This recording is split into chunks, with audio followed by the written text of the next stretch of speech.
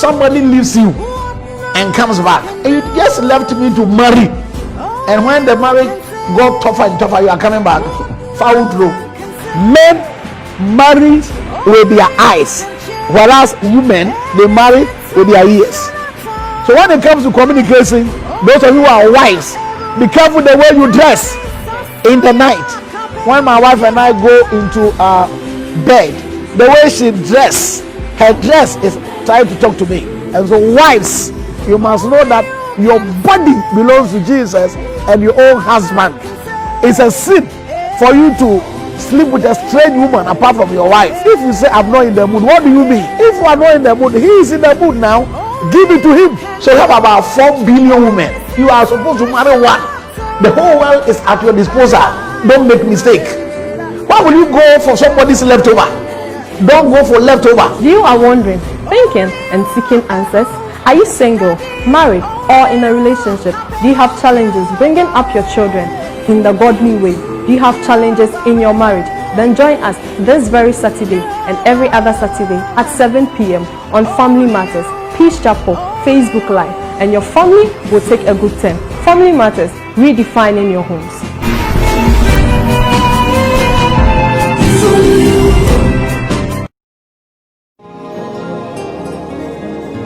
Amazing word. Ebenezer! Ebenezer! The God you serve is a rewarder and a recorder. Revelation 22:12. This world, anything can happen to somebody. Therefore, if you are standing, be careful. Don't mind your mockers. Mind your God. Make Jesus your source. Don't make decision without him. Believe in God. If you don't keep your hope alive, you can never develop your faith. Anybody who use any charm or witch doctor against you and your family, back to the sender. Amazing word with Bishop Bright Michael Adolfo, this and every Sunday at 5:30 a.m. to 6 a.m. on UTV. Locate Peace Chapel International at the Nyamiche Junction, Accra, opposite Motorway Mother Care. Peace Chapel International, our Father's house. Peace. Shalom. Amazing word.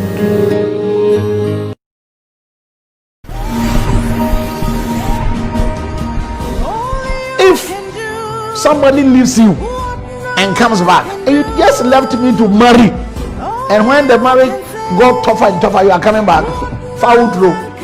Men marry with their eyes, whereas women, they marry with their ears. So when it comes to communication, those of you who are wives, be careful the way you dress in the night. When my wife and I go into bed. Hello, lovelies. It's yet another Saturday evening, and as usual, Family Matters is here with something very insightful and exciting, interesting topic here for us to discuss. I'm glad to be here once again. The mercies of God has seen me through, as well as you.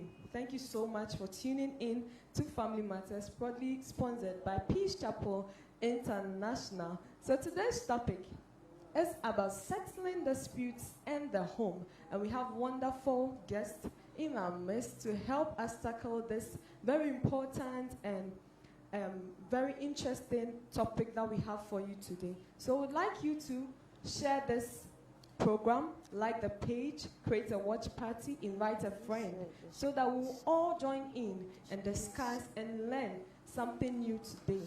So let's go for a quick break. When we come back, I'll introduce to you our speakers for tonight's program, and then we'll roll. Thank you so much.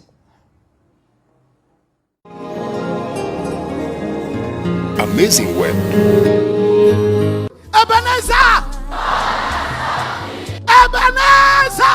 The God you serve is a rewarder and a recorder. Revelation 22:12. This world, anything can happen to somebody. Therefore, if you are standing, be careful. Don't mind your mockers. Mind your God. Make Jesus your source. Don't make decision without him. Believe in God. If you don't keep your hope alive, you can never develop your faith. Anybody who use any charm or witch doctor against you and your family, back to the sender. Amazing word with Bishop Bright Michael Adolfo this and every Sunday at 5:30 a.m. to 6 a.m. on UTV. Locate Peace Chapel International at the Nyamiche Junction, Okra, opposite Motorway Mother Care. Peace Chapel International, our Father's house. Peace. Shalom. Amazing Web. Thank you for staying tuned. It's been Family Matters, proudly sponsored by Peace Chapel International. Thank you for staying. My name is Constance Olakibakete, your host for today's program. And as I said earlier on, we are talking about settling disputes in the home. Settling disputes in the home. So, without wasting much time, I'd like to introduce my guest. But please, and please again, if you are alive, do well to like this page, create a watch party, invite a friend. And for today's topic, if you have any contributions, comments, suggestions, do well, please, to write in the comment section of Facebook whatever you think of or whatever question that comes to mind. And our able speakers are here to answer you duly. And if you think that your question or your comment is very private and you can't actually put it out there on Facebook, do well to send it to me personally on 055-459-2569, 055-459-2569, and I will make it anonymous and read it out for you. And whatever answer you need, I'm sure will be meted out to you. Thank you so much. So, settling disputes in the home, I have three wonderful people of God who are actually from Chapel International, who are here to help us with today's program. So, to my immediate left, I have the man amongst the beautiful ladies here. Good to meet you. He's called Mr. Isaac Kojo Obiafi. You are welcome to Family Matters. Thank you. Thank you so much for coming. All right, and then we have a wonderful woman in Peace Chapel. We usually refer to her as Medaswoho. Yes, so whenever you hear Medaswoho, then you know who is coming. She's in the person of Mrs. Mary Sabing. Medaswoho. You are welcome to Family Matters. Thank you. Yes, thank you so much. And then, all right. So we would like to know, we have another speaker, but we'll introduce her soon enough. So we have Mr. Wiafi and Mrs. Sabing. So we want to know how old you've been in marriage. We want to get a little personal information about you. So, Mr. Wiafi. Oh, thank you, my sister. I've been married for 7 years now. 7 good years of marriage. Death. Amen. With how many children? I have 3 children. 3 beautiful children. 2 girls and a boy. Glory to Jesus. Amen. Mrs. Sabing, Yeah, he's there. how many years have you been married? 8 years of marriage. 8 With years. 3 kids. With 3 kids. Congratulations Thank to you. you all. Still Thank counting. you. Yes, still counting. Many more good years ahead for you all. God bless you. Amen. All right, so let's wrap in onto the program today. So settling disputes, right, in the home.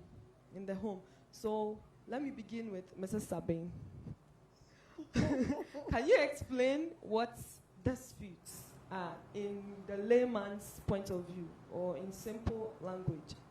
When we say disputes, in my own understanding, it's like disagreements or arguments between 2 parties. Okay. Like a man and a woman. As we are married, and maybe there is a misunderstanding between us. Okay. Discussing about something that we are not getting the right solution to it. So we not getting the right solution to it. It's Can like be said to can be said to dispute. be a dispute or a disagreement or argument. Thank you. So disagreement can be said to be disputes. Mr. Wiafi, what do you have to say? Yeah, I think I support a definition for the dispute. It's a conflict or disagreement that I think right, and she's also thinking left. So that's what we call a dispute. Yeah. And when it travel far, it becomes a conflict that can even hurt the home. Wow. So what you are saying is that dispute is when two people don't see or don't understand agree on one particular issue. So he said that when one person sees like the right side and you are seeing the left side. Yes. Wow, that's powerful. Thank you so much. Auntie Adwa. Hello. Okay. Can you hear me? Yes, please. So we have our third speaker. Hello. Hi. She's in the person of Mrs. Adwa Osei Owusu. You're welcome to Family Matters.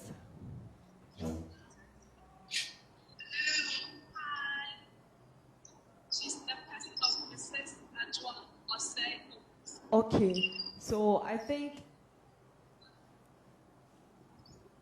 Mrs. Adwa. Yes. Can you hear me now? Yes, please. We can hear you clearly. You're welcome to Family Matters. Thank you. Yes, so she is a very blessed woman of God in the house of God, and she's been married. Auntie Adwa, can you please tell us how long you've been married? How long I've been married, if I heard you clearly? Yes, please. All right, so I've been married for 16 years now. Wow. 16 good years of marriage. With how many children, please?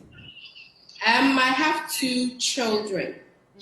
2 children. And a few adopted ones. 2 biological ones and a few adopted ones.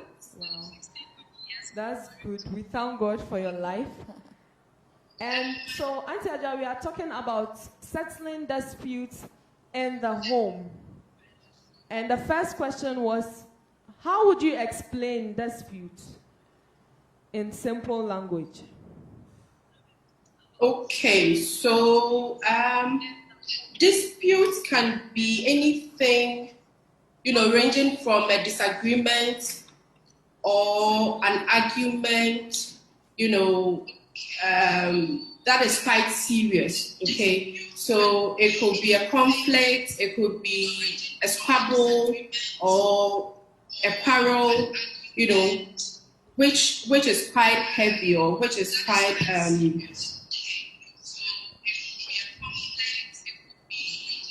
Go ahead, please. We can hear you.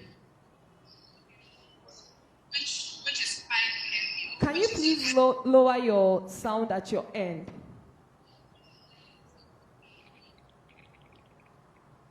Yes. Hello. Hi, thank you. Mrs. Adwa, we heard you clearly. You said disputes can be said to be misunderstanding, right? Amongst people. Yes. Rightly said. Thank you so much. So I want to move on to the next question. And can we have some examples or factors that lead to disputes, Mr. Riafi? Yeah, I think sometimes dispute comes with even your expectation to the marriage. When you go into marriage and you expect so much from your partner, or even as our normal life, if I expect Constant to do this thing and she doesn't do it, it brings conflict in the marriage. So expectation can be said to be a factor that can lead to disputes. That is it. Yes. So when the expectation of one person is not met. Yes. Wow. Thank you. Mrs. Sabin. Lack of miscommunication. Can you explain? If the communication is not right, for instance, myself and my husband, and we are discussing on something, and is not giving me the right answer that I want, or maybe we are not arguing like going in one particular lane. We are in any disagreement. We have to find one particular solution to it.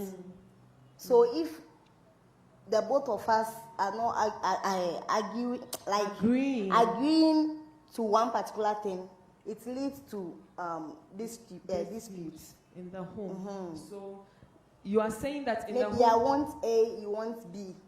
So because he wants A, I want B, we are not in the same lane.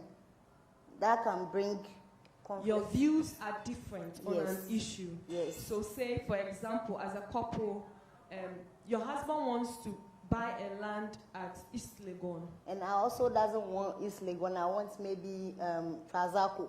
So even that can bring misunderstanding between us. Wow. Yes. Okay, rightly said. Mrs. Adjo say also. Hello, I'm struggling to hear you, so pardon me if I delay in my response a bit. Yes, please. No problem.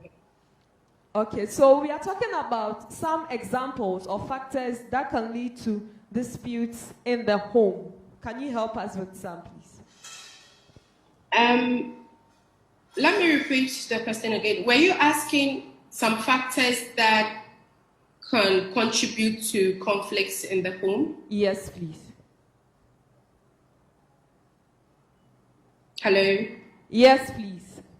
That's exactly what I'm asking. Oh, okay. So it could be difference in opinions or views. You know, when two different people come together, they have their own opinions and views. You know, some could be some unmet needs, you know, because when you take a family, like a couple, for instance, they might come into the marriage with different needs. So if those needs are unmet, then it could bring about some bit of conflict or disputes. Expectations, you know, could also be another factor.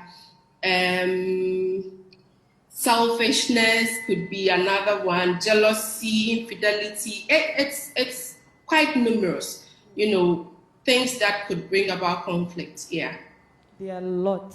Thank you so much, Mrs. Owusu. So as she rightly said, she's giving us. Can I Yes, go ahead. lack of appreciation. Lack of appreciation And respect. and can respect. Also bring misunderstanding. Misunderstanding. Okay. So let me talk about what Mrs. Ajwa Oseosu said. She said when a couple don't understand or do not agree on one thing, as we've already said, and then when expectations are not met, and then you are also saying that when there is lack of appreciation or respect in the home, disputes are common. All right. Thank you so much. So if you are watching as a viewer, would like you to kindly bring in your comments, your questions, your suggestions on the topic settling disputes in the home. Have you had any experience? Do you want to talk about anything? Do you have any question concerning today's topic? Do well to send your question in, or if you want to do it personally or in a private way, kindly send it to 055 459 2569. 055 459 2569. So I'd like to ask my speakers in the house, is disputes normal or abnormal? Is it considered normal or abnormal? I think dispute is normal in the family setup because right from the beginning of creation, Adam and Eve had a dispute when God asked Adam, why did you took the forbidden fruit? And he answered that it is the woman. Suddenly he started blaming the woman. And when God asked the woman also had a different answer to that question.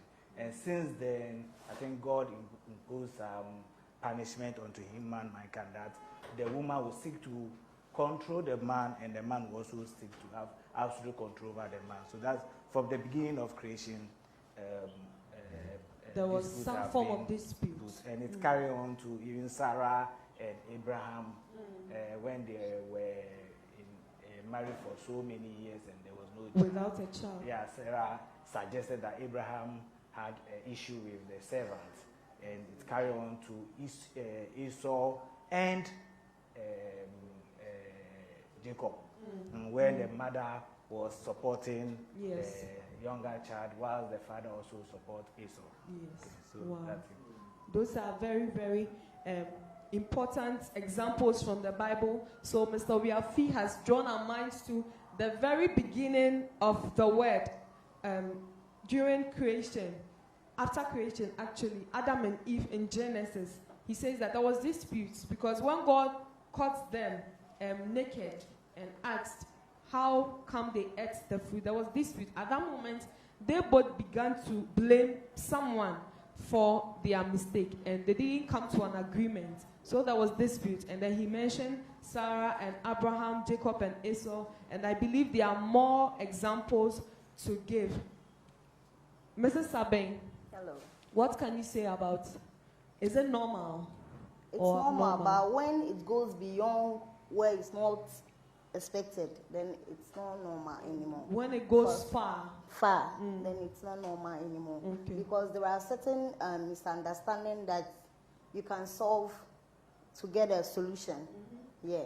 But when you can't solve it, then it means it's not normal. And what I would say is, in everything, you have to let God be the center of your marriage. Wow. If God is the center of your marriage, everything will work in a better way. Because we are all coming from different angles, and we have different opinions. So in this case, if we are in agreement to one particular thing, we win. But if one is against the other, there will not be peace. You get? Yes, there will not be peace. So if God is in the center of the marriage, everything that you want can be possible. Wow. So if God is the center of the marriage, everything you want will be possible, and the disputes will be settled amicably, and it's not going to extend to become a conflict. Can we hear from Mrs. Adjoa-Osei-Owusu? Okay, so what was the question? Because as I said, I can barely hear you, so you may have to repeat the question for me, please. Okay, so the question was, would you say it's normal to have disputes in the home? Yes, it's very, very normal. Depending on the degree of the conflict or the dispute, it is very, very normal to have disputes in the home. Okay. But they come in different levels, you know, so it could be petty, it could be serious, but it is normal. It could be petty, it could be serious, but it is normal. Thank you so much, Mrs. Adjoa-Osei-Owusu. So, I have a question from a viewer. Okay. Does it take one person to resolve a dispute? Does it take one person to resolve a dispute? No. No, it doesn't. It doesn't. It takes two people. It takes two people to solve a conflict. So in this case, if there is a problem between, maybe in our marriage, between a husband and a wife, and there is a problem, we have to sit down and solve it amicably before we even bring a third party into it. So the first thing as a husband and wife, what you are supposed to do is to sit when there is talk a over the matter. misunderstanding. Yes, and talk over the matter and make sure you get a solution to it before bringing any third party into it. Wow. Thank you so much. Do you have anything to say about it? Yeah, I think I support her statement by saying that it takes two to solve the issue. But I think one of us should initiate it. Okay. Because sometimes what makes a conflict delay or dispute delay in marriage is that Adjoa is expecting Kojo to start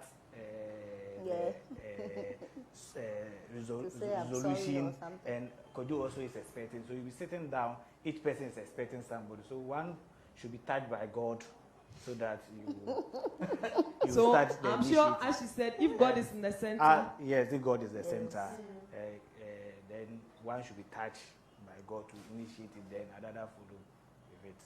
So I think So I believe that in this stage we are talking about humility in a way. So one person should be able to be humble enough to take the step of trying to resolve it. So Mrs. Owusu. Yeah. So she has explained that two people are supposed to sit to resolve a dispute in the home. What if one party is not ready to resolve the dispute, or doesn't see any reason, or doesn't even agree that there is a dispute in the first place? What would you do? Okay. Could you come again, please? Mrs. Sabin, right? Yes. She gave an example that when I asked, does it take two people to settle a dispute? And she said it takes two people to settle a dispute. And I'm asking, what if one person doesn't agree or doesn't even see the reason why we should sit down to talk about an issue or to resolve it in the first place? Okay, so if I heard you right, I mean, if one person doesn't want to resolve the issue, then there's no issue in the first place. Okay, two people would have to disagree for there to be an issue. Yes. Okay. Are you getting my? Yes. And so if two people disagree, it means there's an issue. Now, are these two willing to resolve the issue? That is also another thing. If they are willing to resolve the issue, then it means that they'll be willing to hear each other out, whether by themselves, by an arbitrator, a counselor, or whatever it is. But the first step to it is that, have we realized that we have an issue? Do we agree we have an issue? Then from there, can we resolve it? You talk to each other. If it doesn't work, it doesn't mean that one person does not want to, but probably one person is not getting it. So then you may want to bring someone in. Now, the Bible clearly states how we should resolve disputes as Christians. I think it's in Matthew, if I'm not mistaken. Yeah, so it tells us that, you should call your brother or call your partner, lay out your problems, and then if he or she accepts it, then you gain a brother or a sister. If they don't, you move for the next step forward, and then get some people to come in to speak. And so there's a clear cut of how to resolve conflicts or disputes. But the first point is that both of you should agree there is a disagreement. Okay. The first point is that both should agree that there is a disagreement. So Exactly. Thank you. Mrs. Ajo, the scripture you wanted to talk about is in Matthew 18, verse 15 to 17. And I read, it says, if your brother sins, go and show him his fault in private. If he listens to you, you have won your brother. But if he does not listen to you, take one or two more with you, so that by the mouth of two or three witnesses, every fact may be confirmed. If he refuses to listen to them, tell it to the church. And if he refuses to listen even to the church, let him be to as you a Gentile and a tax collector. Exactly. Yes. Rightly said. Thank you so much. But still on that point, Mr. Riafi, I had a couple. Well, one partner, she said that she knows there is tension between herself and her husband because something is not right. But whenever she tries to raise up that issue, the other partner is not ready to even listen or come to terms with the fact that there is an issue. So let's settle it. You see, when you want to settle a dispute, especially with couples, you should know what you want to gain. You should go in not to go to share score or complain about, or like trying to identify the mistakes that the other partner have done or the other partner's weakness. You should go in wanting everybody to feel satisfied after the dispute. Most of the time in marriage, we start by sharing scores. Okay.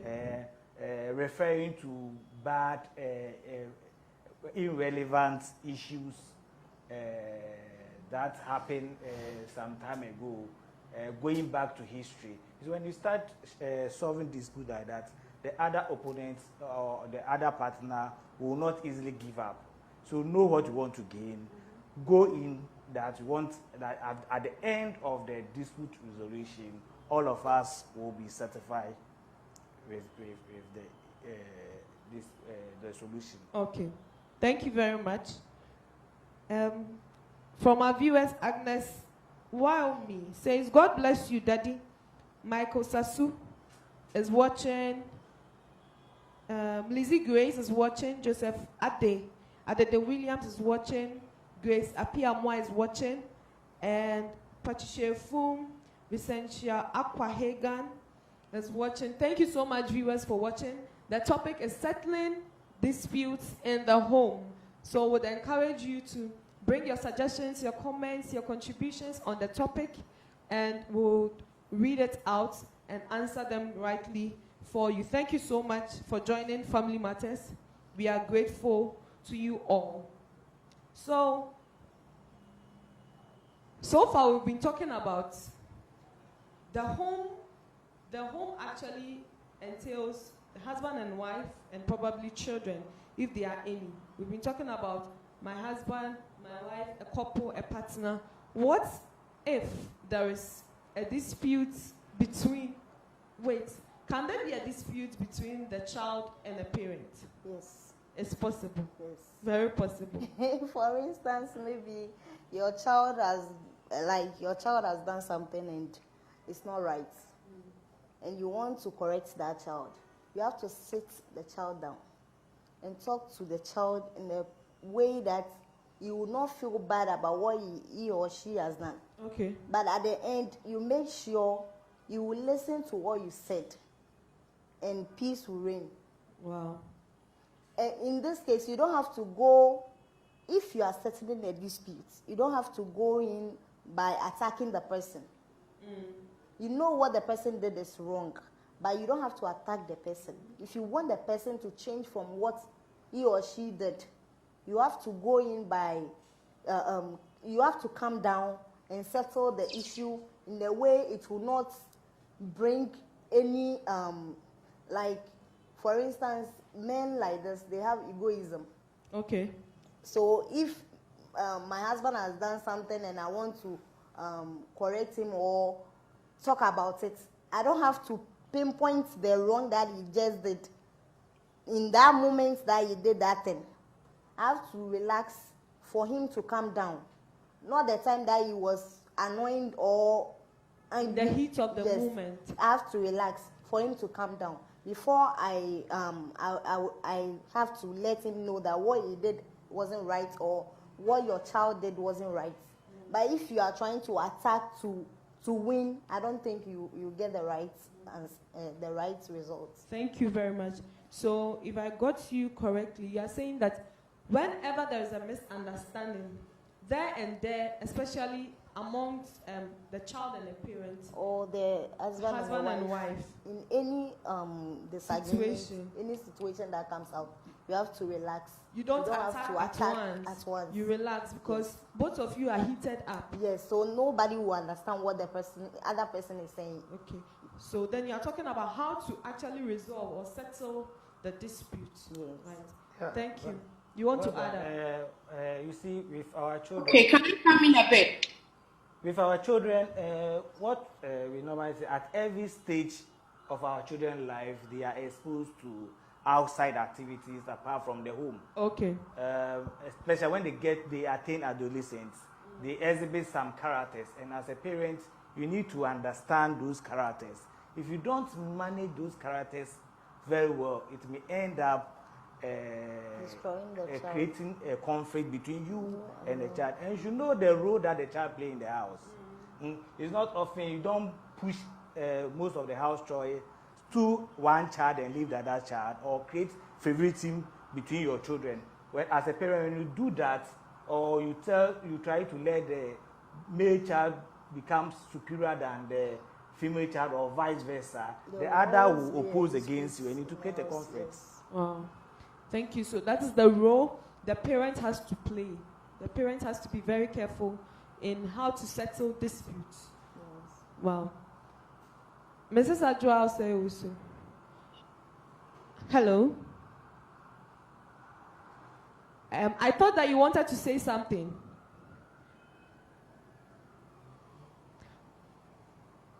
Concerning disputes between the parent and the child.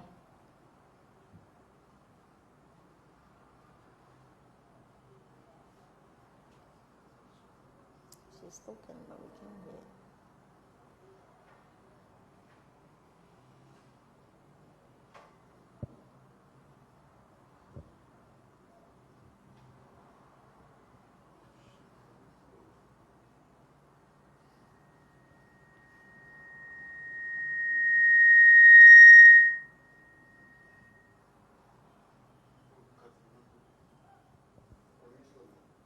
Okay. Sorry about that. We can't really hear you. So let's talk about settling disputes amongst siblings. So when there's a situation where you have more than one child, especially both of you here, fortunately, have more than a child. So when there's a misunderstanding between your children, what is the best way to settle the disputes? Mrs. Sabin. You have to call both of them, sit them down, and know the source of the problem, where the root of the problem, Root cause. where the problem is coming from. So in this case, when you want to solve the problem in such a way that nobody will feel bad, you have to listen to the both parties. After listening to them, you try to let them know that maybe what they did wasn't right. But don't attack anybody, like as I used to say earlier. You don't have to attack anyone. Any one of the children, Yes. or try to put the blame Yes. on any one of them. Like letting one party to feel like what the other did was wrong and the other party is right. No, you don't have to do that, because if you do that, one party might feel like you are favoring one party. Like you love one particular person, you don't love me. You Other love than the other. Maybe you love Asada will say, maybe I love Asada more than Ishura, those kind of things. So in this case, you have to bring them close to you and let them know that you love all of them. But what they are doing is not good, and it will lead to something else.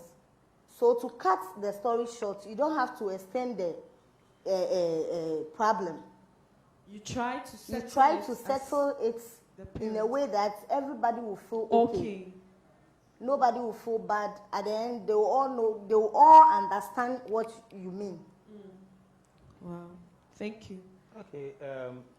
You see, basically, your first point is that as a parent, you should be a role model to your children. First point. Yes. You should be a role model to the children. So the children look upon you to act, and they take some of the character traits from you. So you, the father and the mother, should stop having conflict in the presence of your children. Then they learn it from there. Then again, you see, children have their characters. So as they pray, when the conflict is not that issue serious, sometimes you have to ignore it. It's not every conflict that you should come in. So you have to ignore certain things until it gets to a certain stage. Before, as a parent, you call them to resolve it. And as you are resolving it, don't let it be a blame sharing or apportion blame to one or to the other. You just tell them the consequence of their action. If you do this, it is leading you here. Yes. If you do that, it also leads you here. So let the children appreciate the effect of their disputes. Wow. Let the children appreciate the effect of their disputes. So Mr. Wiafi is saying that when your children have any misunderstanding whatsoever, as a parent, it doesn't necessarily mean that you always need to come in. First, you should be a role model, or as a couple, be a role model to your children. You should avoid having misunderstanding in the presence of your children. And whenever there are disputes or misunderstanding, try as much as possible to make both parties, that's both children, know that the reason why you are trying to come in is to settle things and not to actually show that you love one party more than the other. Wow. Thank you so much. Mrs. Osei-Owusu, can you hear us now? Can you hear us now? It's been on and off, so I'm managing. It as well. Okay, so I know you have an elderly daughter, and say you have she tries to choose a course, right? And you don't agree with that course that she wants to choose. What would you do as a parent? Hello? Hi. I'm saying that assuming your child wants to choose a particular program to study in school, and you don't agree with her as a parent, what would be the best thing to do? Okay, so if a child wants to choose a particular course and you don't agree as a parent, you should know that at that point that he or she has decided to choose a particular course, that child is, grown. That child has a mind of its own. Besides, when it comes to courses and education, the child will be in a better position to know what he or she can be able to study, So in as much as you would want your child to toe a particular line, you may also want to encourage him or her, to do what he or she feels would be better or would be easier. Now, this thing cuts both ways. You would have to explain to your child why you're asking him or her to do a particular course. Let your child also explain to you why he or she feels that they would want to do a particular one. Now, you just propose the two, and then you come out with the best option that will suit both of you. And most of the times, parents would want to impose on their children when it comes to these things. But studies have shown that if we continue doing that, the child may end up with a particular course that he or she wouldn't like, and thereby may not do well in it, or after all the education that he or she would have gone through, he will end up, or she would end up doing something else. So, in my view, lay out your cards. Let the child know that, okay, I would want you to do A, B, C because of this.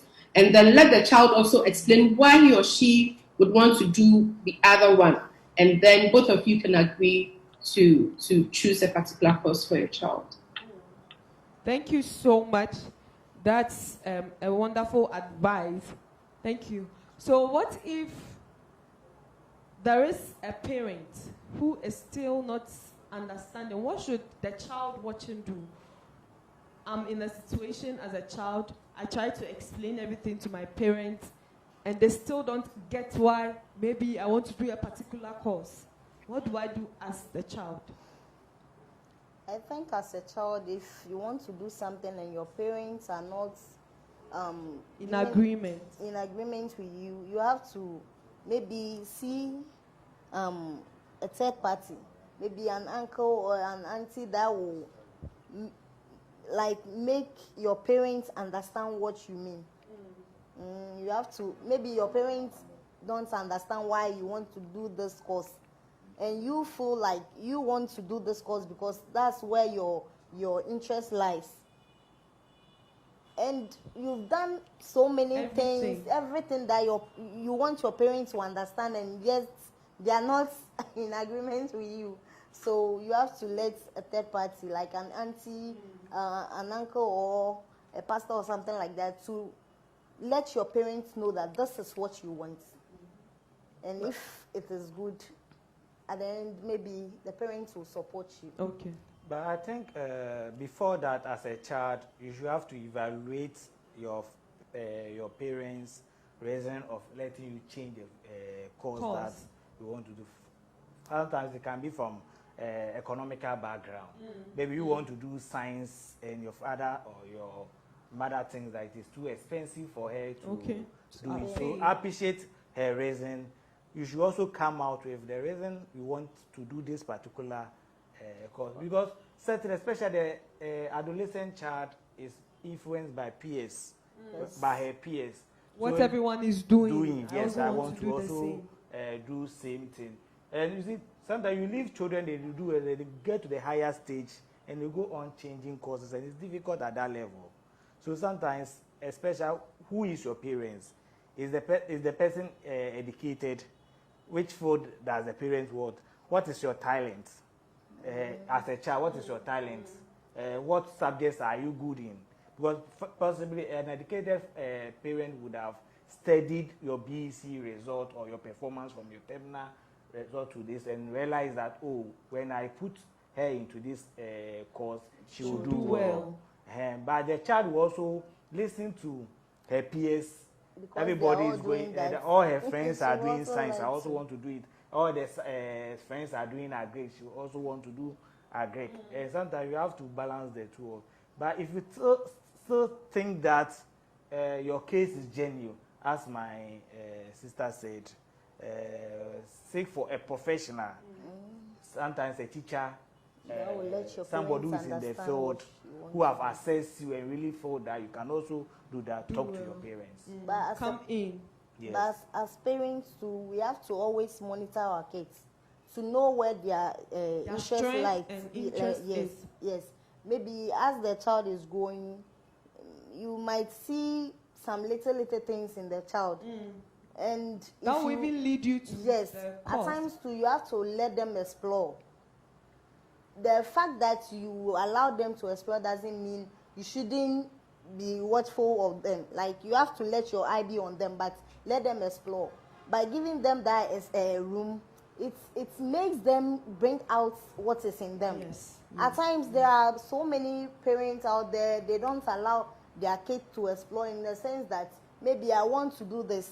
As I was growing, my interest lies in maybe hairdressing, maybe sewing and those kind of things. But because my dad is a graduate, my mom is a graduate, they want me to go to school, be a doctor and all that. PhD holders. And that's not what I want. You understand?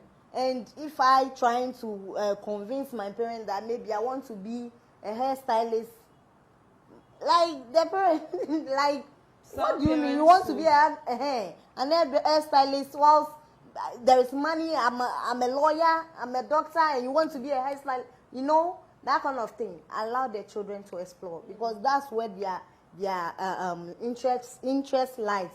So if they pursue what where their interest lies, they flow. And everything they do goes on well. With this case, I actually remember, I know a student who said she wanted to do science because the people that do science put on spectacles. Imagine. So this is like peer pressure. So the spectacle is her drive to trying to study science, which is not right. So in this case, if a parent comes in and says your reason is not enough for me it's not a solid reason to just go into do science. Yes, and then for considering what you are saying, that some parents look down on some courses or some handiworks or professions. I know someone also who came to school and her parents wanted her to actually read science, but she came and registered for another vocational course, and now she's doing well, designing furniture for her dad. Yes.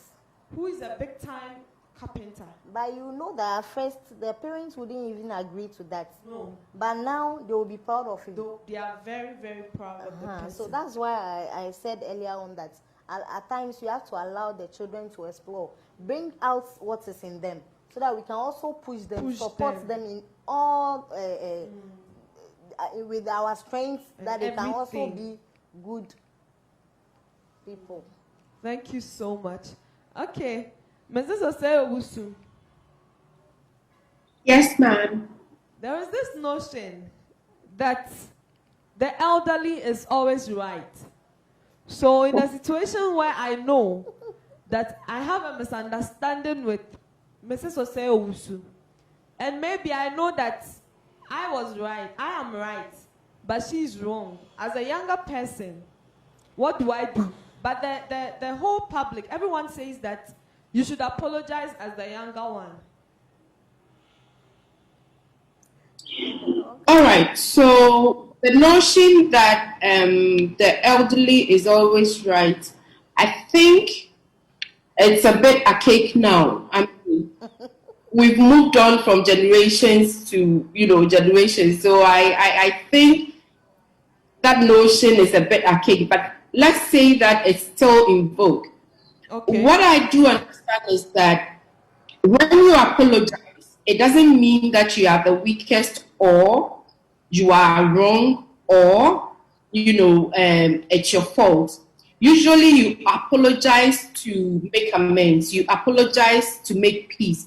You compromise. You apologize by compromising, a particular situation. So if you, the child, is apologizing for something that you know that you are right or it's the truth, it doesn't really make you, how should I put it? It doesn't really make you, you being at fault. You are not apologizing because you are at fault. You are apologizing because you just want to make peace. Sometimes we confuse the two. The fact that I am the one apologizing means that I am wrong. No. Sometimes for the sake of peace, or for the sake of understanding, you would want to make peace or apologize and then let bygones be bygones. So I think it's always easier for the junior person to do the apology. But as I said, we've moved on from that stage that the elderly is always right. Sometimes they are not. But for the fact that, the elderly cannot stand being the losing party, we usually, encourage the junior ones to apologize. So this is going to the junior ones. If you find yourself apologizing to an elderly person, it is not because you are wrong, but it could be that you just want peace to prevail. Yeah. It could be that you just want peace to prevail. Thank you so much, Mrs. Owusu. Vicentia Akwahagan says, how do you settle a dispute between a mother-in-law and daughter-in-law, where the mother-in-law is wrong and his son is supporting the mother? Mr. Wiafi. So his son, that means the husband, is supporting the mother. We are in Africa, and sometimes we are moved by our norms and culture.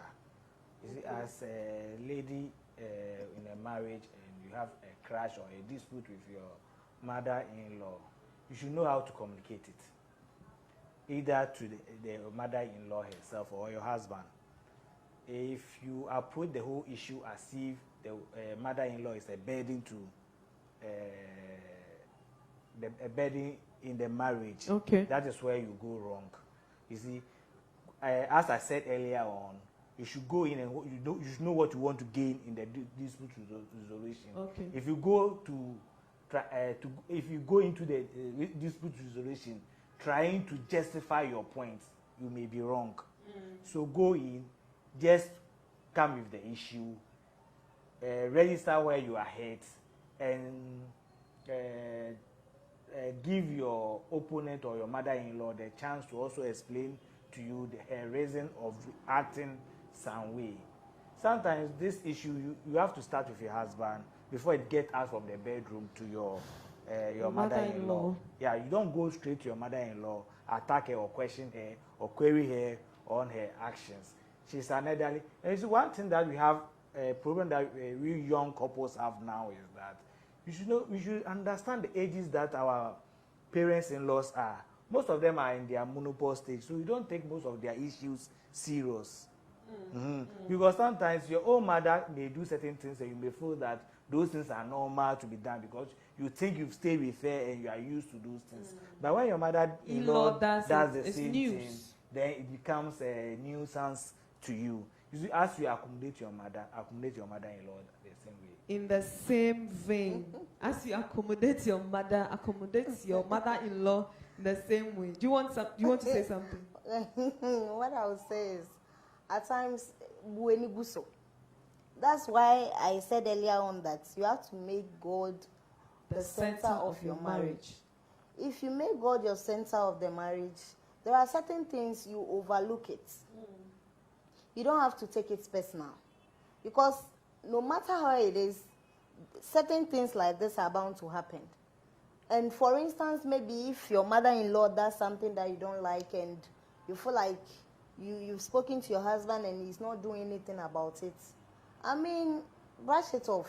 Because what about if your mom is the one who did it?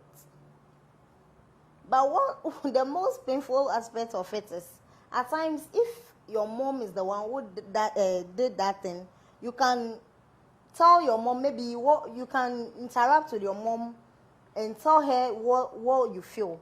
But with your in-law, your mother-in-law, maybe you can't do that. So that thing will be in you, and when you see your mother-in-law, they will be like she's your enemy or something like that. But it shouldn't be so. If problems pops up and you think this is not right, you've spoken to your husband and he's not doing anything about it, just brush it off. Take it as a normal, like one of those things.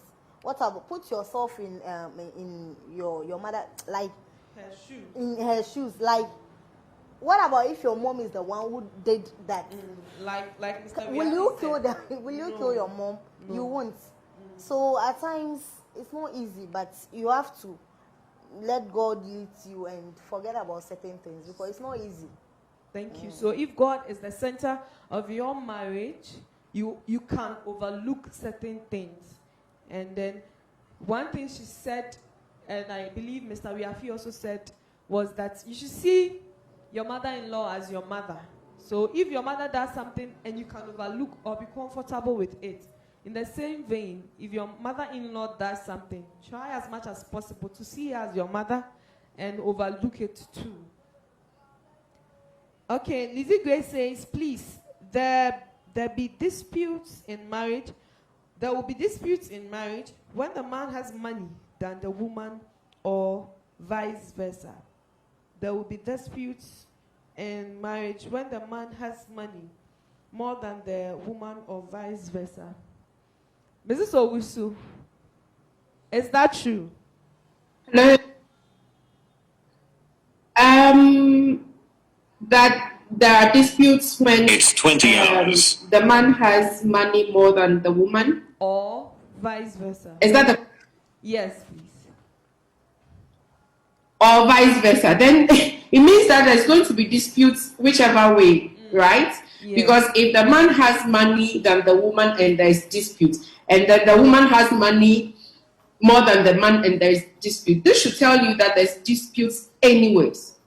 So far as two different people come together, there's always going to be disputes or conflicts, So it has nothing to do with money per se, but if the person wants to, limit it to a particular financial problem, then we can address it. But conflicts do not arise because of a man having more money than the woman or the woman having more money than the man. No.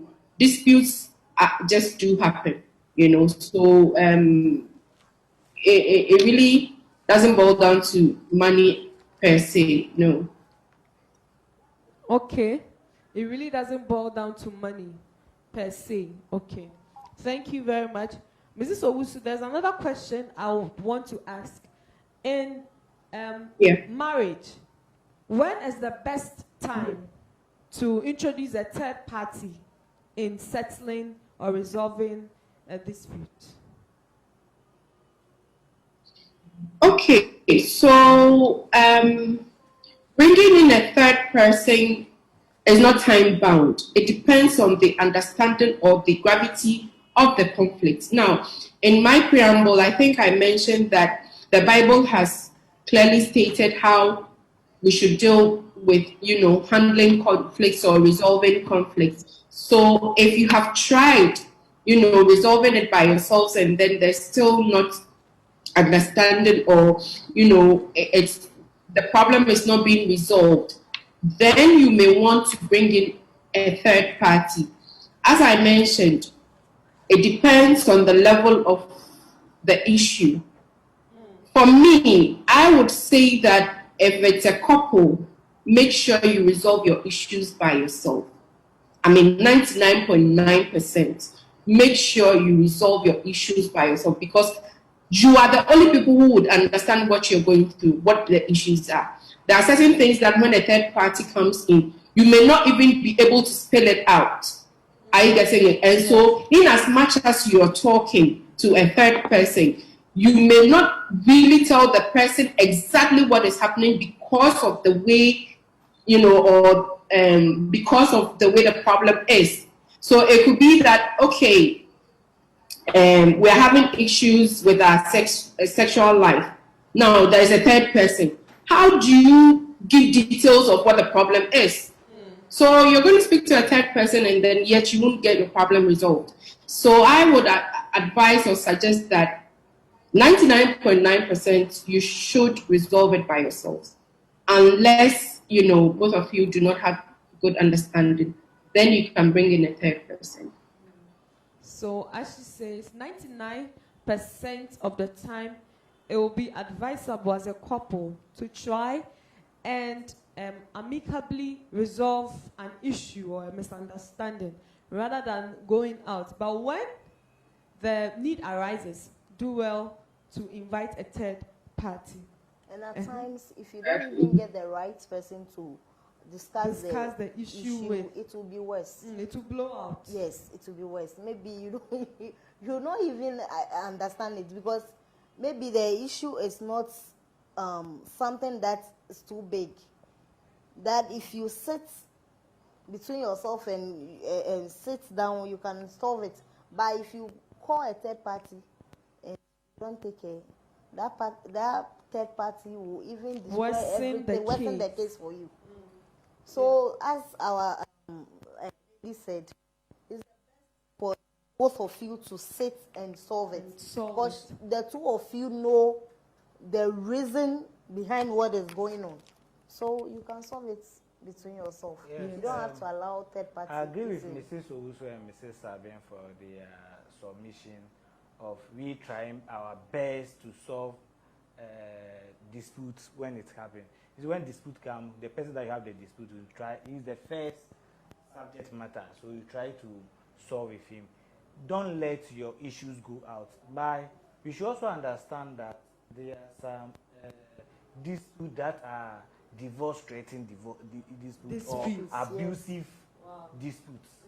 You don't sit in marriage to be abused to the extent of dying or losing or making yourself lose part of your body. So when you see those threats coming, it is time that you have to involve third party. Yes. And you should also be mindful of the person that you are going to approach. That's the question. Yes. Who is the third party?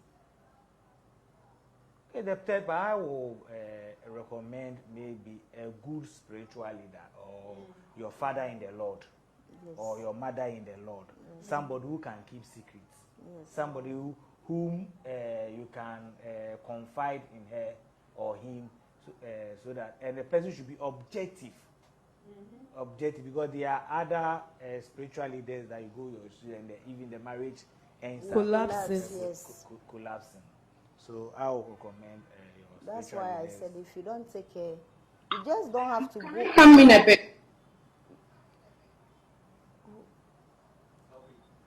Okay. May I come in a bit? Yes, please. Go ahead. Go ahead. Okay, so yes, me saying that most of the time you should try to resolve your problems on your own was limited to the gravity of the problem. Okay, so there are certain problems that definitely you would need help. You would need a third person to come in. Abusive situations and all that. It is true. You may need a third person, but I was hinting down to issues between that couple. But if it turns out to be abusive or anything that is gravitating towards abuse, then definitely you would need a third person. And now this third person should first be your counselor, because he or she puts the two of you together before you got married. So I would say that your first point of call should be the counselor, not necessarily your in-laws, because it boils down to the two of you. Now, you reporting your husband to your mother, or reporting the woman to the husband's mother, or it brings about a bit of controversies and a lack of trust and all those things, because do you expect what's the best thing happen? Are you getting my point? Yes. So usually the first point of call should be your counselors. Thank you very much. If you are bringing in a third person. Yes. Thank you. So she's cleared the air with that. Joshua Fidelia says, does it work all the time?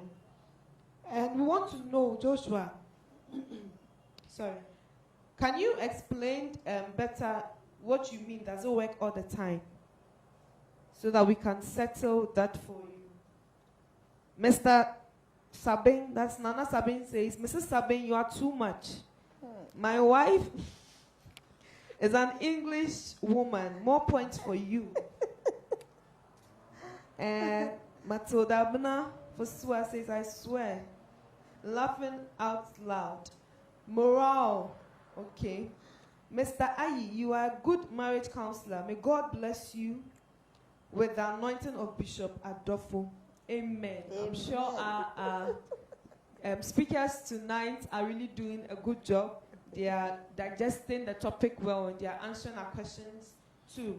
So if you are watching, thank you so much too for being live with us. If you have any questions, comments, contributions, do well to bring them in. It's settling disputes in the home. Settling disputes in the home. So I want to ask, what is the best way to settle disputes amongst a couple? Mr. Wiafi, what's the best way? Okay, the best way is you should be supportive. Supportive in such a way that you try to cover your partner's, excuse me, quote, sin or nakedness. Cover my back and I'll cover your back, because comfort comes with hate and all those. And one thing too is that you should also you should compromise on your stand. Compromise. You have to compromise on your stand. You should have value for yourself. Value. You have to value yourself. The words that you use against your spouse, just put yourself in his shoes or his shoes, and ask yourself that if I'm at the receiving end, how am I going to take those words? Okay. And so I think when you have all this, when you have this at your back, you know how to approach your conflict and best resolve it. So Mr. Wiafi is saying that compromise as a couple is very important, and then cover my back, I cover your back. Don't try to disgrace or dirty the linen of your partner to an outsider or a third party, but try to settle it in the home. And again, when we are angry or upset, you should know very well that the conflict resolution is going to begin or go through shouting, using insult to resolve it. So anytime that you're angry, you should relax and you have to maybe take a shower before coming back to approach your partner. And you should also know when you are going to your confrontation to what do you want to achieve. Am I going to score points? If you are going to score points, then it will not end well. Because you don't go and try to tell that you did this, I did this, and try to match who did wrong, and who did better. Go in and make sure that at the end of the solution, you will be satisfied, your partner will be satisfied. Ask for her feedback. You are doing this thing and I'm not interested in it, or I'm offended with it. and ask her, what am I also doing that you think it is also promoting the disputes? Let her come and listen to her or side him, of the story. her side of the story. So, and try to work on what she is telling you. Yes. Bishop says something that it takes two to fight. Yes. So if there's a dispute, that means actually you have a role to play in it. Okay. Mrs. Sabin. I agree with what my brother said. Two captains cannot be in one ship. So one must be a fool. Sorry for me to say, one must be a fool. You being a fool doesn't mean you are not wise, but adjustments. One must adjust because as from baby will be a free over. As from who understand the as from media. Into no say ye per one goer. We have to agree with everything. We have to make sure that every decision that we take may lead to a win. Okay. And there shouldn't be a situation whereby we see ourselves like we are in a race and one must win and one must lose. No. If we see ourselves like that all the time, one will be in a haste to win for the other to lose. No. If you win, I've won. If you lose, I lose. So by doing so, we always be at one lane and we achieve everything that we want to achieve. So settling disputes in our marriages, it takes God, it takes grace, because it's not easy. Different opinions and all that. But at the end of the day, what do you want to achieve? What do you want to achieve? We have to all come together and get one goal. And what's that? At the end of the day, maintain as here, what you say, far as there is not going to be any peace. But so brown was say, you know, men are always men. They will always be men. Because of their egoism, at times they are not giving the right solution, or what I want to say is, at times what they are doing, they know they are not right. But I'm coming. They know they are not right, but they don't want to accept the fact that they are not right. So what will you do? You just have to accept the fact that what you just have to agree with what he's saying. Compromise. Then you see, when it happens like that, then we go back to the Bible. You see, you should respect the authority given by biblical authority.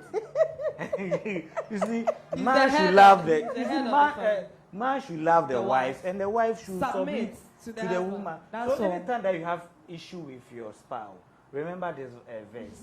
You see, you cannot do with your wisdom or your strength. This is not this modern way of marriage. You see, that's the mistake that a lot of women do. The man is the head, and sometimes at every dispute there should be one person who have a final say. That's why I use the word compromise. You get to a state that, okay, if he's saying this, let me leave it. Let peace reign. The man has spoken. Let it go.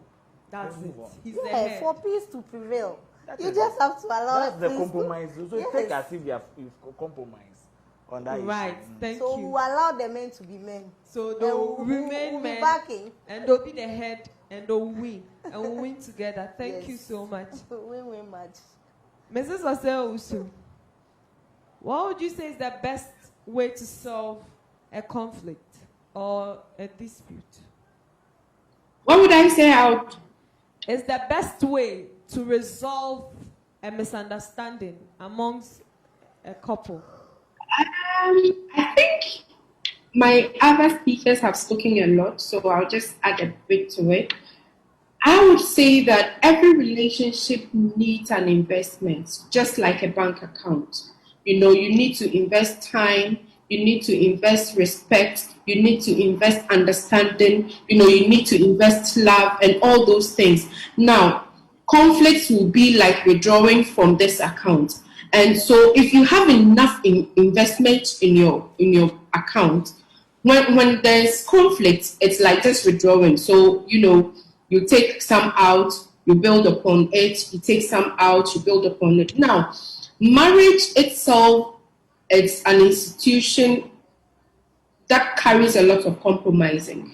And so once you have agreed to be in that institution, you should know that there's a lot of compromising you need to do. And that is what sustains, marriage in the long haul. Conflicts will come and go, but your marriage has to stay. So what I'll say is that a lot of compromising, remain calm when there's a conflict, calm and resolute, listen more, not hearing, listening. You need to listen to each other. You need to attack the problem, not the person. When you're able to do all these things, I'm sure anytime there is a conflict or there's a dispute, it will be quite easy for you to have it resolved. Thank you so much. She says we should tackle the problem and not the person. Okay. Nana Sabin says, Mrs. Ajo Owusu, you are really on point. And Mrs. Sabin, you are really getting a lot of comments here. In Shiraba Sika Kwebia Sari says, Mr. Riafi, please, I don't agree with you. So if you don't agree with him, what do you think? So I'm sure it's in relation to you saying the man is the head and submit. I'm sure most of the women are saying we don't agree. But I'm sure if Bishop was in the house, that's the same thing he was going to say. That the man is the head, so submit. That is it. So before we go, I'd like to know, do you think personality or temperament has an effect on how conflict or disputes are resolved among a couple? Yeah. You think so? Yes. Because at times maybe one party is how do I even put it? Nakuma ehano. Okay. Quick-tempered. Yes, quick-tempered. And so in this case, any slight misunderstanding, the person might react quickly, like and utter I some said, words. I said, she said, "The can win so good so and so bejo." Oh, and I'm mostly at times a man na both a man and ma, but a man na usually baby hair or back a man they brain they will keep mute until everything is settled, like the person is calm before they will do anything. So temperament too is it's part of it. It forms part of conflicts. Okay. Okay. Okay. We have people who are go-getters and there are people who are quiet. They want to be at their shelf and take things one by one, and others will go in like the hard way and all those things. So when you are in marriage and you don't manage your spouse character well, especially when it goes contrary to yours, even sometimes if a high person and a high person meet and they don't, you find it difficult to see who is in control and it creates conflict. So temperament is a key way of it's a big point of bringing conflict. By the most important thing, by solving it, you have to understand your spouse and know when she is high, you come low. When you are high, she also come low. And I think by then you solve your issue. Wow. Thank you so much. Mrs. Osei Owusu, what do you have to say about personality or temperament having an effect on conflict resolution or dispute resolution? Well, it has a direct link because your temperament, forms your attitude and behavior. So there are people who would handle certain disputes in a particular way. There are others who, would also handle this either way because of their temperaments. People who are choleric, sanguines would handle their conflicts differently. The problem is you knowing, the kind of spouse or child you have. And so if you know their temperaments, then you know when and how to handle disputes or conflicts. Because as I said, temperament has a very direct link to behaviors and attitudes. So yes, it does. It does. It does. Thank you so much. Ms. Makamo says, good point, Mrs. Owusu, the love doctor. Joshua Fideli says, I think the man having more money than the woman and vice versa shouldn't create dispute at all. If you really understand, the two shall become one flesh. If that happens,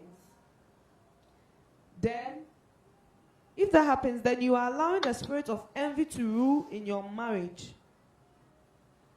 Okay. If that happens, then you are allowing the spirit of envy to rule in your marriage. Love one another, pray for each other, and at the end, both of you will enjoy together. God bless you all for this life-changing program. Shalom. Peace. God bless you too, Joshua. Thank you for your contribution. So, concerning the money, as in when Lizzie Grace said, when a partner has more money than the other, it creates dispute. He's saying that if you really understand the scripture that the two shall become one, if either of the couple have money or happens to be wealthier than the other, you still see it to be one. You are both wealthy, so there is no envy. Wow, that's a really good point. Thank you so much. Okay, so this program has been lovely. We've been talking about settling disputes in the home. I'm really happy to have hosted you wonderful viewers and wonderful speakers. I'd like to have final comments from our guests today. So I'll begin from Mrs. Osei-Owusu. Your final comments on the topic, settling disputes in the home. Well, I would say that disputes are part of the marital journey or part of the family life. So whenever they arise, just keep calm and then address it amicably. Thank you. Simple and straight to the point. Mr. Riafi, what do you have to say to our viewers? You see, I want viewers watching us to understand marriage to be a going concern. Go into marriage and divorce shouldn't be an option in the marriage. So whatever happens in the marriage, make sure that you solve it. Like back to the point that I made about the man being the head. You see, we go to the office in our organization, your pastor talk and you dare not talk and you solve it with there. Your boss says something and you keep on doing your going to job. How come a husband talk and you complain from that point? Why should that disturb your marriage? So if you've been able to compromise in all those stages in the organization and you want to see your marriage to be a different from other one, then you are failing. At the end of the day, men also submit themselves to their wife. Loving, the Bible is saying that man, love your wife. Loving your wife comes off with all the compromisation and all those things. So I think, and we should value our marriage. It should be the first value. The value that you place on yourself, place it in your wife too. And wow. The value you place on yourself, place the same value on your partner too. Mrs. Sabe. What I would like to say is, you have to know that marriage is a work. It's not an easy thing. So when disputes happens, the way we have to solve for us all to be at peace is we have to let God be in the center of the marriage. Aside that, we should drop egoism. Egoism, because of egoism, I'm the head, I'm the man, I'm the so because he's the head, no. On say nya so day ba. Nti eba ne sa na at times I will let you be. Okopema, then you know where you went. I told you and you didn't listen. Now aba, who realize say what you did wasn't good. You know say na me kan. What I say. Nti I will let you be. But enye de bia na was say we should allow certain small things to weigh us down. At times you should have to brush it off.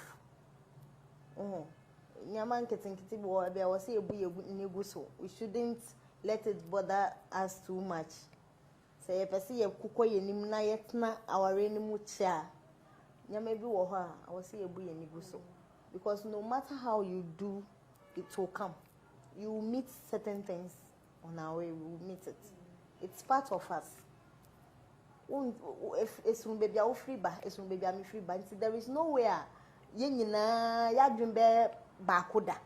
And so say we all agree to be one. Na ebeti say when yepe, this is our goal. At the end of the month, yepe see 1,000 Ghana. How do we work towards the 1,000 Ghana? That's what we are all looking for. And it doesn't work. It's in all, without Christ, we can't do anything. But that's all. I think one thing that we should learn how to forgive as we expect our partners to also forgive us. Nobody is perfect in marriage. So when the offenses come, let's try hard to forgive ourselves. And we shouldn't be bringing past things into the present. The past is not the present. Okay, thank you so much. I'd like to thank you all for coming here tonight and for joining us on Family Matters. I know you are all very busy people, but you found time for Family Matters. So we say thank you so much. God bless you. Ayiko. And I want to thank Bishop, our daddy, wherever he is. God bless him for the vision for this life-changing program. It's been a blessing to many. Thank you, Daddy, wherever you are. God bless you. And to our lovely viewers who have been watching consistently with us on Facebook Live, we say thank you. We love you so much, and we appreciate every time you spend with us here on air. And I can't forget our media team who have been working tirelessly to make sure this program is a success. God bless you all so much. We appreciate all your efforts. But before we go, settling disputes in the home, we have learned a lot. Disputes can be understanding. One thing I have taken is that there are levels in disputes. And then whenever you realize that there is a dispute, you should there try and settle it amicably. As Mr. Riafi said, try and take a shower. When you come back, deal with it. And 99% of issues in marriages should be settled among the couple. If it gets out of hand, that's where you should invite a third party. And who should that third party be? Mrs. Adjoa Osayo also said rightly, that should be your counselor, a spiritual leader, someone you believe in, that you know that the person knows the word and fears God and will help your marriage to even prosper. And then be careful what you let out of your home or from your marriage. And then with the issue of parents and children, parents should do well to see and understand where the children come from and sit down and try to settle disputes amongst them. And above all, God should be the center of your marriage. We shouldn't forget that. So I'd like to read a scripture before we go from 1 Corinthians 13, verse 4 to 7. It says, love is patient, love is kind, and is not jealous. Love does not brag and is not arrogant, does not act unbecomingly, and does not seek its own. It does not provoke, does not take into account a wrong suffered, does not rejoice in unrighteousness, but rejoices with the truth, bears all things, believes all things, hopes all things, and endures all things. God bless you so much. And James 1:19-20 says, this you know, my beloved brethren, but everyone must be quick to hear, slow to speak, and slow to anger, for the anger of man does not achieve the righteousness of God. So let's be slow to speak and quick to hear. So we've come to the end of today's program. It's been Family Matters. Settling disputes in the home has been interesting. I believe wherever you are, you've been blessed by this very special program, Family Matters, redefining your homes for glory. Peace Chapel would like to remind us that tomorrow is a Sunday. It is the Lord's Day. Do well to be in church because there is a full package from God to you. Do not miss church for anything. I'm sure by now you should be preparing your clothes and Bibles and everything for church. Tomorrow is going to be power-packed. We are going to also have a program after second service. So we have 2 services. First service will take off at 7 a.m. to 9. And then second service, which is a tree service, will continue from 9 to 11. And then I believe at 2, we are having a worship program here at Peace Chapel International. Many great people of God will be here to bless us. So we want to say bye-bye. God bless you. Remember that we have Divine Encounter from Mondays to Saturday, 12 p.m. to 1 p.m. each day on Facebook Live. And we have Truth Hour, which is Monday and Thursdays from 6 to 8 p.m. We are going to have the Word of God. It's a time where our Father, Bishop Adolfo, teaches us the Word of God. And you don't want to miss out on it. And then on Saturday, God willing, Family Matters is going to come your way again with something very exciting and educative. Do well to meet us again, 7 p.m. sharp, Facebook Live is a date. Thank you so much once again. My name remains Constance Olekipakete, your host for today's program. Thank you. Bye. Amazing word. Ebenezer! Ebenezer! The God you serve is a rewarder and a recorder. Revelation 22:12. In this world, anything can happen to somebody. Therefore, if you are standing, be careful. Don't mind your mockers. Mind your God. Make Jesus your source. Don't make decision without him. Believe in God. If you don't keep your hope alive, you can never develop your faith. Anybody who use any charm or witch doctor against you and your family, back to the sender. Amazing Word with Bishop Bright Michael Adolfo this and every Sunday at 5:30 a.m. to 6 a.m. on UTV. Locate Peace Chapel International at the Nyamiche Junction, Accra, opposite Motorway Mother Care. Peace Chapel International, our Father's house. Peace. Shalom. Amazing word.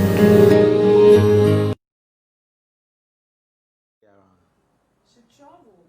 Outside. No, she traveled to Akosombo. The time she got to Akwami, said she had to rush to her office. Last week, so sad. Zoom now from an normal place. Zoom now, we shouldn't agree to it again. My program here. A delay no. Yes. Once a point in time, now Okasan so near Last week and so I got phones so I was watching. Easy. because I know here special. Who here special with equipment here? When Fire them. I don't know what to work for.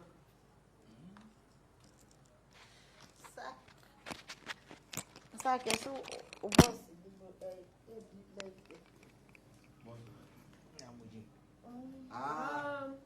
And then why you inviting me? no I don't part. I'm going to be almost a part. And now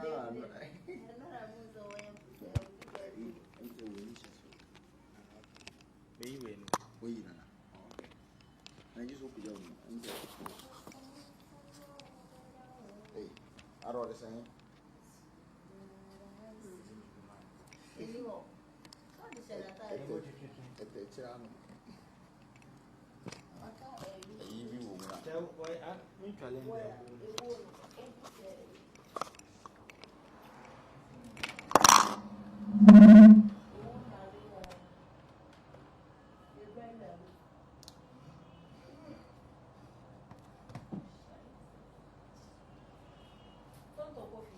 I know.